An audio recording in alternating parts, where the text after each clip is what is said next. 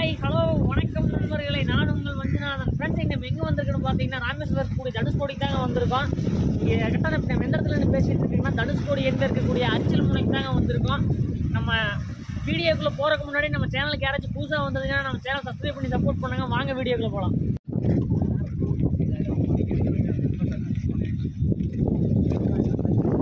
இந்த அரிச்சல் முனையில் பார்த்தீங்கன்னா இந்த பக்கம் எனக்கு பின்னாடி தெரியுதுங்களா ஒரு மணல் திட்டு.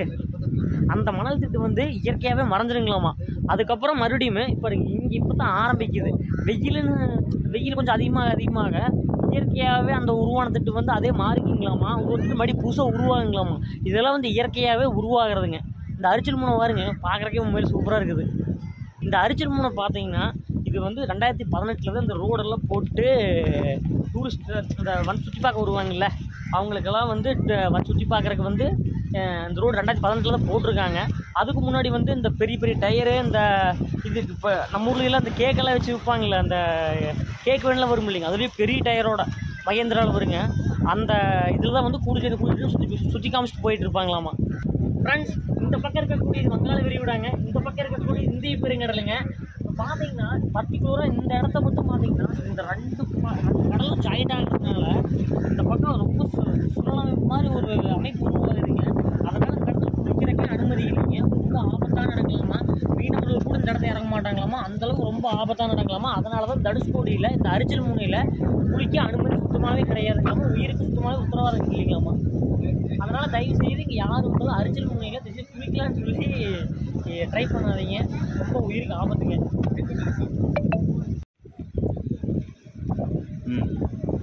ஃப்ரெண்ட்ஸ், இந்த தனுஷ்கோடியில் பார்த்தீங்கன்னா அந்த அரிச்சல் முனையில் அவங்களே ஃபோட்டோ எடுத்துறாங்க. நீங்கள் ஃபோனு எதுவுமே கொண்டு வரல, கேமரா கொண்டு வரலைன்னா எதுவும் கவலைப்படாதீங்க.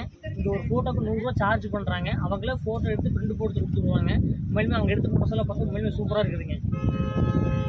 ஃப்ரெண்ட்ஸ், அந்த பக்கம் பார்த்தீங்கன்னா இருந்து ஒரு 18 கிலோமீட்டர் தாங்க அந்த ஸ்ரீலங்கா இருக்குது. மேலும் ரோடு மட்டும் இருந்ததுன்னா போய் ஒரு 8 பார்த்துட்டு வந்துருக்கு எப்படி இருக்குதுன்னு பார்த்துட்டு. அங்கே ஒரு மணல் திட்டு தெரியுது பார்த்தீங்களா? அந்த மணல் திட்டு வந்து ஒரு டெம்பரரியான ஒரு மணல் திட்டு தாங்க. அது ஒரு நாள் இருக்கும், 2 நாள் இருக்கும், 3ஆவது நாள் வந்து அது ஆட்டோமேட்டிக்காக மறைஞ்சு மறுபடி இந்த சைடு அந்த சைடு அப்படின்னு சொல்லி மாறி உருவாங்களாமா. இப்போவே அந்த இடத்துல லைட்டாக கொஞ்சம் உருவாயிருக்குதுங்க. உங்களுக்கு அதில் தெரியுதான்னு தெரியல, ஆனால் அந்த பக்கம் வந்து எனக்கு நல்லாவே தெரியுது, லைட்டாக உருவாயிருக்குது.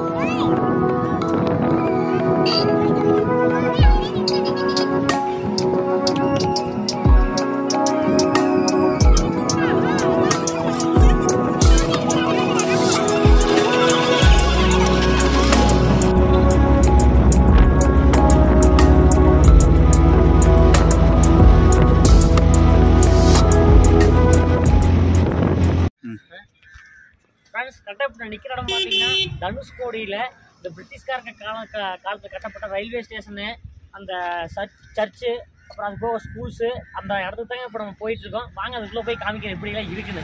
ஃப்ரெண்ட்ஸ், இதுதான் தனுஷ்கோடியோட ஹார்பருங்க. பாருங்கள், இந்த புயல் வந்ததுக்கப்புறம் இந்த நிலைமையில தான் இருக்குது. மறுபடியும் அது யாரும் ரெடி பண்ணவங்களும் இல்லை, இப்படியே தான் இருக்குது. ஏன்னா அந்த மனிதர்கள் வாழ தகுதியற்ற இடம்னு சொல்லிட்டு கவர்மெண்ட் அறிவிச்சிட்டாங்க.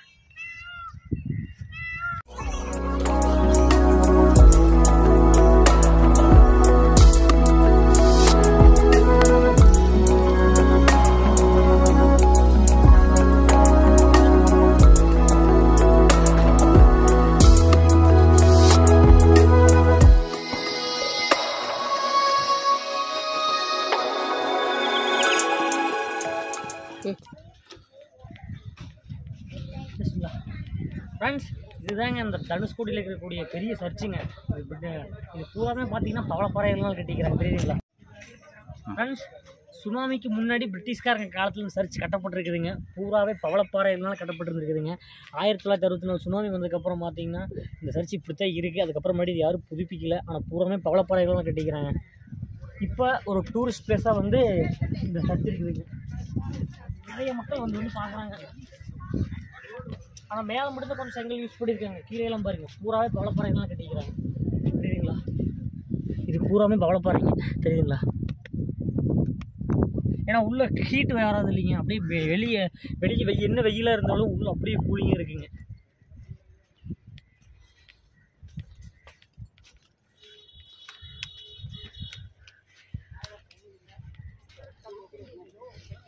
அந்த பக்கம் பார்த்தீங்கன்னா சமுத்திரங்கள், நமது இந்திய பெருங்கல் சமுத்திரம் பாருங்க எப்படி இருக்குது.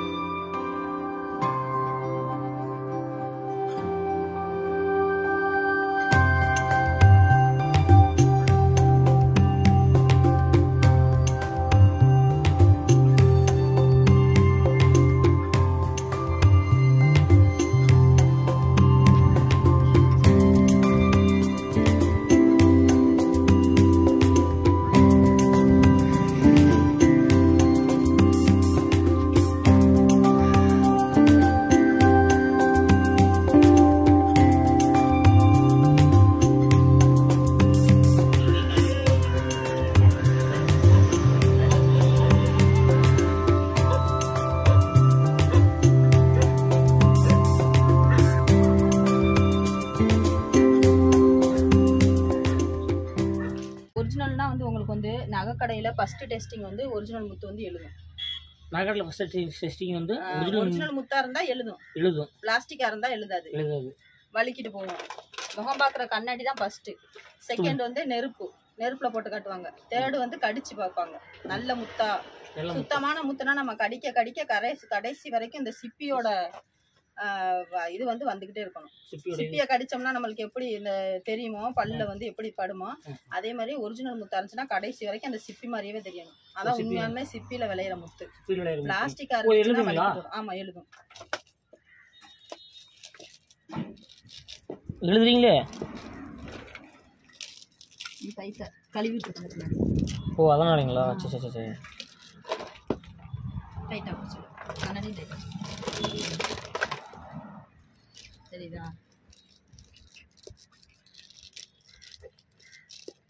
ஓ எழுதுதுங்க. பிளாஸ்டிக்ல வந்து எழுதாது. நம்ம பழமொழி இருக்கு தெரியுமா? சின்ன பிள்ளைல சொல்லுவோம்ல என் புள்ள முத்து போல எழுதுது. ஆமா ஆமாங்க. அதுக்கு என்ன அர்த்தம்னா முத்து வந்து எழுதும். அது வந்து பழங்காலத்திலே வந்து முத்தை வந்து டெஸ்ட் பண்ணது. முத்தை வச்சு எழுத வச்சு ஆமா இதுல எழுத மாட்டேங்குதுங்க. ஆமா பிளாஸ்டிக் வந்து எழுதாது. பிளாஸ்டிக் வந்து எழுதாதுங்க. அதே மாதிரி தோல் உறிஞ்சிடும். ஒரு வாரத்துல நம்மளுக்கு வந்து இலகிரும். நெருப்புல போட்டோம்னா இலகிரும். பிளாஸ்டிக் வந்து நெருப்பு போட இலகிரும். 2 செகண்ட் தான். 2 செகண்ட்ல இலகிரும். ஒரிஜினல் முத்தா இருந்துச்சுன்னா எத்தனை மணி நேரம்னாலும் அப்படியே இருக்கும். இதா இருக்கு பாருங்க. இது ஒரு கடல்ல விளையிற கல்லு தான். இது வந்து லங்கா ஸ்டோன்னு சொல்லுவோம். ஸ்ரீலங்கால இருந்து வர்ற ஸ்டோன்.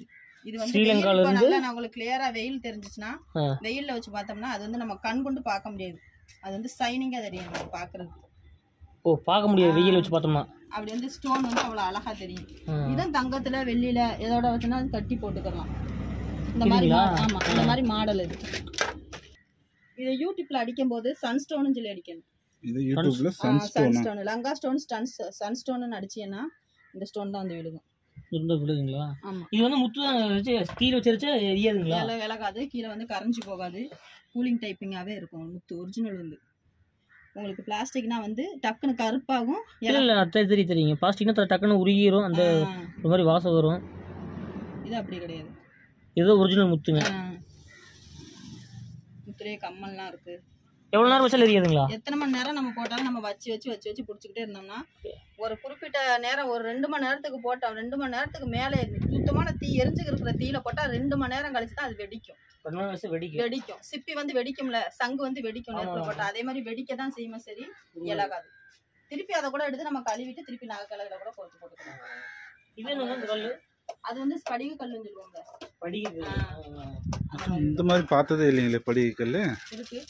இல்ல எங்க ஊர்ல இருக்கிறது. என்ன கலர்ல இருக்கு? இந்த இருக்கு பாருங்க. இதான் ஃபர்ஸ்ட் கலர். உங்களுக்கு படிக மாலைன்னு சொல்றது இந்த பாருங்க. இந்த கலர் இந்த மாலையை தான் சொல்லுவாங்க. நிறைய இடத்துல இந்த மாலை தான் வரும். ஆமா இப்படி தான் பார்த்திருக்கோம். கிறிஸ்டல் கலந்து வரும். இந்த மாலையை வந்து இப்ப மிஷின்ல போட்டோம்னா இந்த மாதிரி பியூரான கலர்ல வந்துரும். ஓஹோ மிஷின்ல போட்டா அந்த மாதிரி பியூர் கலர் வரும். இது வந்து நேச்சுரலாவே உள்ள கலர் அது. இது நேச்சுரல் கலர். இது எப்படி கண்டுபிடிக்கிறதுனா இந்த இருக்குல ரெண்டு கல்லை வந்து இப்படி உரசணும். உரசி ஸ்மெல் பண்ணி பார்க்கணும். சாதா பிளாஸ்டிக்னா நம்மளுக்கு நெருப்போட வாடை தெரியாது. ஒரிஜினல் கல்லா இருந்துச்சுன்னா நெருப்போட வாடை தெரியும். ஆமாங்க உரச நெருப்போட வாடை தெரியும். அதே மாதிரி இதுல வந்து அவ்வளவு அந்த அளவுக்கு வாடை தெரியாது. ஏன்னா நம்ம இதை வந்து மேல உள்ள கோட்டிங் எல்லாம் எடுத்துட்டோம். இது வந்து சில்னஸ் மட்டும் தான் கொடுக்கும். இப்போ ஏதாவது ஒரு டம்ளர்லயோ எதுலையாவது உள்ள தண்ணியில போட்டு வச்சோம்னா ஃப்ரிட்ஜுக்குள்ள ஒரு 2 செகண்ட் கழிச்சு தொட்டு பார்த்தா எவ்வளவு ஜில்லுன்னு வருமா அந்த மாதிரி தண்ணி ஜில்லுன்னு. ஓ இதுங்களா படிகள். இதுங்க அது சாலிகிராம் சொல்லுவோம்ல, சிவலிங்கம் சமுத்திரத்துல எடுக்கிற கல்லு. இது வடநாட்டுக்காரங்களுக்கு ஃபேமஸ். இது நேபாளக்காரவங்கன்னா விரும்பி வாங்குவாங்க. இது வந்து சாலிகிராம் சிவலிங்கம் நம்புவாங்க. இந்த கல்லை வந்து சமுத்திரத்திலயும் வந்து கடவுள் வந்து இருக்காரு அப்படின்னு சொல்ற மாதிரி ஒரு ஐதீகம்.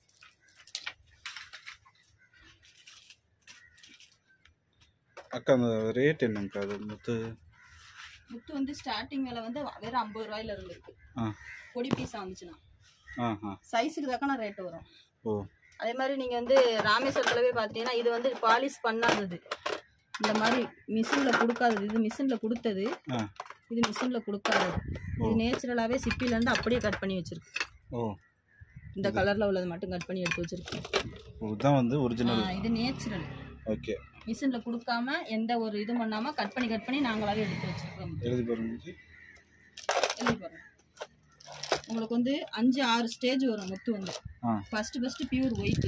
எழுதுங்க. செகண்ட் வந்து இந்த மாதிரி பிங்க் கலர்ல வரும். தேர்ட் வந்து கிரே கலர்ல வரும். ஃபோர்த் ஸ்டேஜ் பிளாக்ல வரும். ஓகே. உங்களுக்கு ரேர் முத்துனா கோல்டன். ரேர் முத்துனா கோல்டன் கலர் தான் ரேர். ஏன்னா 250 சுப்பி 300 சுப்பி வரும்போது ஒரு சுப்பிக்குள்ள இருக்கும் அந்த முத்து. அது வந்து லட்சக்கணக்கில் போகும். கிராம் கணக்கில் போயிடும். கிராம் கணக்கில் போகும். மித்த முத்து இந்த ஒயிட்ல வர்றதுலாம் அது நம்ம நார்மலா கிடைக்கிறது தான். முன்னாடி வந்து கடல்ல இருந்து எடுத்தாங்க. இப்போ வந்து கடல்ல இருக்கிற முத்தை எடுத்து அதுக்குள்ள சதையை ஃபார்ம் பண்ணி விளையவே வச்சுட்டாங்க. இது வந்து நம்மளா வந்து இது வந்து வளர்க்கிறது, வளர்ப்பு முத்து. இது வந்து கடல்ல எடுத்து நாங்க விக்கிறோம், இது நாங்களாவே கடல்ல எடுத்தோம் அப்படின்னு சொல்றது வந்து இது ஃபேக்கானது. இது வந்து உண்மை கிடையாது. எத்தனை சுப்பி கடல்ல வரும்? கடலை இது நிறைய பேர் இப்படித்தான் சொல்லி விற்பாங்க.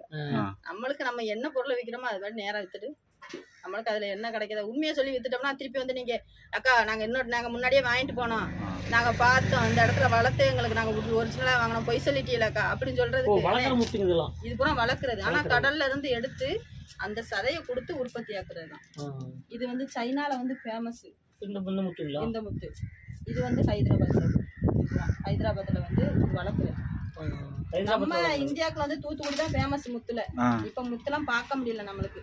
அந்த காலத்துல முத்து குளிக்க போனவங்கள்ட்ட வந்து இன்னும் இருக்கு முத்து. ஒரிஜினல் முத்து எங்க வீட்லயும் இருக்கு. ஒரிஜினல் முத்து அப்ப வந்து எங்க தாத்தாவோட தாத்தா அவங்களோட தாத்தா இங்க இல்ல, நாங்க வச்சிருக்கோம். ஒரிஜினல்னா இதுவும் ஒரிஜினல் தான். ஆனா வந்து இது வந்து வளர்க்குறாங்க. இந்த மாதிரி சிப்பியோடயே தான் இது வளரும். நீங்க யூடியூப் சேனல் அடிச்சு பார்க்கும்போது இந்த முட்டைங்க இந்த கத்தி வச்சு வெட்டி இப்படி குழந்தை பார்த்துருக்கேன். அதே மாதிரி முத்து தான் அது. கடல் மாதிரி ஒரு இதை ஃபார்ம் பண்ணி குறிப்பிட்ட அளவு கடல்ல இருந்து ஒரு குறிப்பிட்ட அளவு அடைச்சி இந்த மாதிரி சிப்பிகளை வளர்த்து முத்தை உருவாக்குறது. ஆனா இது கடல்ல உள்ளதுதான். இந்த முத்து தான் ஃபேமஸ். இதே முத்து தான் நகை கடைக்கெல்லாம் இருக்கு. இப்போ இங்க இருக்கிறது பூரா கடல்ல இருக்கிற பொருள்கள். இது சங்கு. இது சங்குல பண்ணது வளையல். சங்குல பண்ண ஹேர் ஸ்டிக். இது சங்குலயே பண்ண பேனா. இது சிப்பிலே பண்ண பிரேஸ்லெட். சிப்பில பண்ணது. இது சங்குல பண்ண ஹேர் கிளிப். இது தாய சோவி, நம்ம விளையாடுவோம்ல சோவி, அதுல உள்ள கைக்கு போடுறது. இது வந்து நீங்க சாலிகிராம் கல் எடுத்தீங்கல்ல, அதுலயே செய்யற மாலை. அதுல செய்யற மாலை. இந்த கல்லுல செய்யற மாலை. உங்களுக்கு வந்து இதுலயும் டெஸ்டிங் இருக்குண்ணே. இதுலயும் வந்து டூப்ளிகேட் ஒரிஜினல் டெஸ்டிங் இருக்கு. இது வந்து வடநாட்டுக்காரவங்கன்னா எல்லாத்தையுமே செக் பண்ணி கேட்பாங்க. இது ஒரிஜினல் கல்லா இருந்துச்சுன்னா தங்கம் வெள்ளி பித்தாளை எதோட உரசினாலும் இது எடுக்கிற தன்மை இருக்கும். ஒரிஜினல் கல்லா இருந்துச்சு நீங்க இந்த அப்பதான் எடுத்தீங்கல்ல அந்த கல்லு ஸ்படிங் அப்படி டெஸ்ட் பண்றாங்க.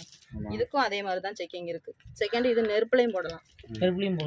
நெருப்புல போட்டோம்னா உருகி தண்ணியா வடியும். தண்ணி வந்து தண்ணி வடியும். அந்த கலர் பாருங்க ஒட்டிக்கிச்சு. தங்கம் வெள்ளி இதோடயும் எடுக்கும். கோரல் கேள்விப்பட்டிருக்கீங்களா? கடல்ல இது ஒரிஜினல். அதே மாதிரி இது செகண்டா தயாரிக்கப்பட்ட ஒரு இது. இது ஒரிஜினல், இது தயாரிக்கப்பட்டது. அது தயாரிக்கப்பட்டது. இதுனா உங்களுக்கு வந்து 30 ரூபா தான் இதோட மதிப்பு. அது 350 ரூபா வரும். இது 350 ரூபா ஒரு மாலை. இதோட மதிப்புங்க 50 ரூபா. இது 50 ரூபா தான். இது 350 ரூபா. இது ஒரிஜினலுங்க. இது ஒரிஜினல்னா இதான் ஃபர்ஸ்ட். இதான் இது தங்கம் வெள்ளி பித்தாளை எதோட உரசினாலும் வந்து இது எடுக்கிற தன்மை இருக்கும். அதனாலதான் தாலியில கோர்த்து போடும்போது கூட நூல்ல கோர்த்து போடுவாங்க. இதை பவளத்தை செயினோட போட மாட்டாங்க. ஏன்னா செயினோட பட ஒரு நாளைக்கு 1 கிராம் எடுத்துரும். வருஷ செயினோட இதை போட்டோம்னா வருஷ அதே மாதிரி இது பாருங்க. காசி இந்த மாதிரி கோயில்களுக்கு போறவங்க தான் இதை கழுத்துல போட்டிருப்பாங்க. ஏன்னா அவங்க வந்து தங்கம் மேக்சிமம் யூஸ் பண்ண மாட்டாங்க. அதுக்கு பதிலாக அதை போட்டிருப்பாங்க. சரிங்க, தேங்க்ஸ்க்கா.